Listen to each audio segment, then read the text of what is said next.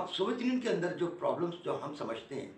کہ ایک تو یہ دیکھیے کہ وہ پہلا تجربہ تھا دنیا کے اندر باضابطہ، اور وہ ایک ایسا یونیک تجربہ تھا کہ بہت مشکل ہے فیصلہ کرنا کہ جن حالات میں انہوں نے وہاں پہ انقلاب کیا، کیا ان حالات میں انقلاب کیا جا سکتا تھا، یا جن حالات میں انہوں نے اس انقلاب کو سسٹین کیا، کیا ممکن تھا کہ اتنی مخاصمت، اتنی مخالفت اور اتنی دنیا کی طرف سے جارحیت کے باوجود آپ جو ہے اپنے معاشرے کو، اپنی مملکت کو اس نظریے کی آڑ کے اندر، اس نظریے کی بنیاد پہ بچا سکے؟ بہت ایب نارمل صورتحال تھی، لہٰذا بہت مشکل ہے فیصلہ کرنا۔ اب اس کے بعد چلے ٹھیک ہے، وہ ریاست جس طریقے سے بھی اسٹیبل ہوئی، لیکن اس میں اس کی جو فلاسفی تھی اس کا بہت بڑا ہاتھ تھا، کیونکہ 1917 میں ریولوشن ہوتا ہے، 1922 تک سول وار ہوتی ہے، پھر 1922 میں کچھ اسٹیبلٹی آتی ہے، 1928 میں جا کے آپ تھوڑا سا سنبھالا لیتے ہیں، اس کے بعد آپ کے اوپر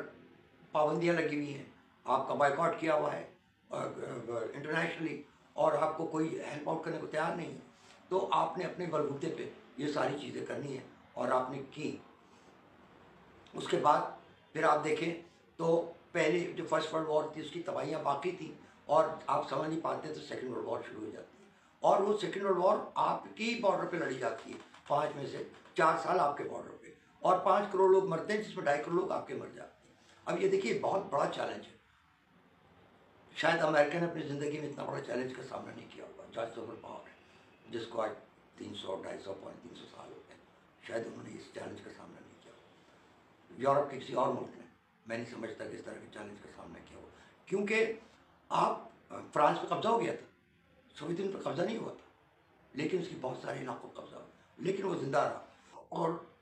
لڑتا رہا، اور پھر اس کے بعد اس نے برلن میں جا کے